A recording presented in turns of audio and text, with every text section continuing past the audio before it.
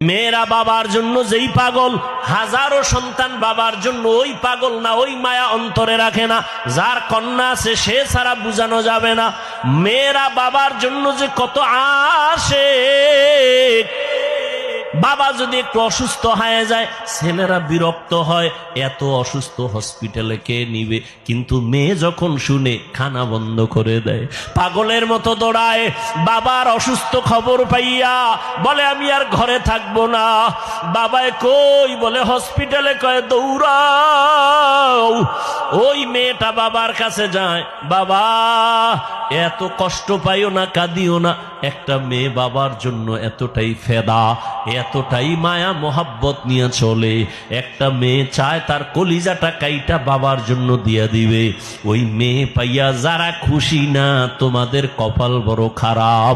নবী বলেন একটা কন্যা পাইছো, একটা জান্নাতের মালিক হয়ে গেছো।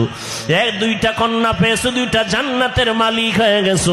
আমার মায়ার নবী ওই চরিত্রহীন মানুষগুলোর জমিনে আইসা আমার নবী তাদের আলিঙ্গন করলেন, বুকে লাগাইলেন। তোমার আমার মতো সি কইয়া বেনামাজিরে তাড়ায়া দেন নাই।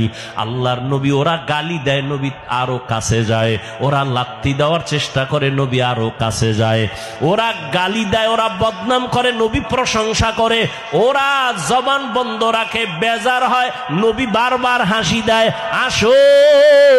নবী এমন ভাবে তাদের মোহব্বতের বন্ধনে আবদ্ধ করলেন। মাত্র 13 বছরের ব্যবধানে মক্কার মানুষগুলো এত দামি হয়ে গেল। নবী একটা বেতের বাড়িও দেন নাই, একটা গালিও দেন নাই। নবী চোখ গরম করে কারো দিকে তাকান নাই। নবী গালি শুনছেন কিন্তু জবাব দেন নাই।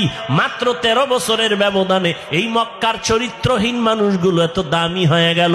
আল্লাহ জিব্রাইল আমিন রে পাঠায় বলে, যাও লিস্টি দিয়া দিলাম, লিস্টির মধ্যে নাম আছে।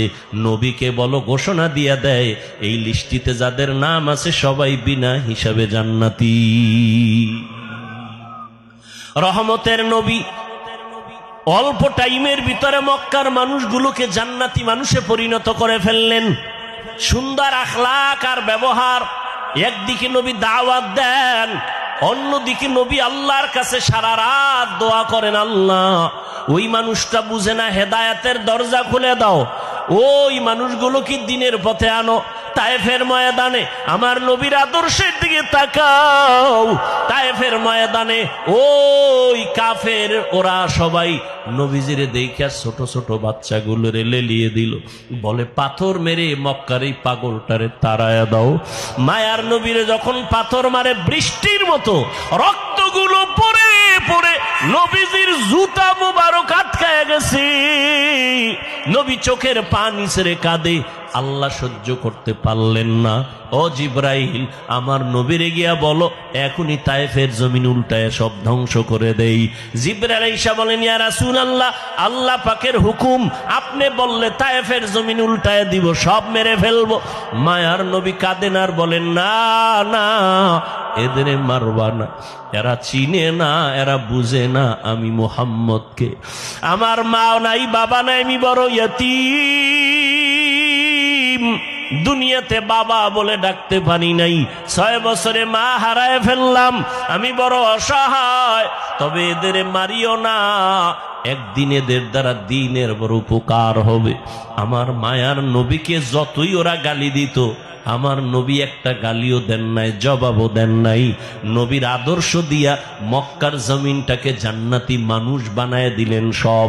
ও আল্লাহর বান্দারা, ওই রহমতের নবী কেমন আদর্শ কায়েম করে দিলেন।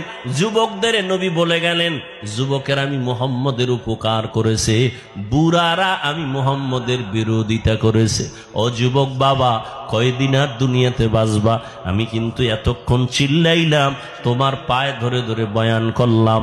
কুত্তার মতো সারাটা দেশে ওলামায়ে কেরাম দৌড়ায় আর বয়ান করে, পাও ধরে।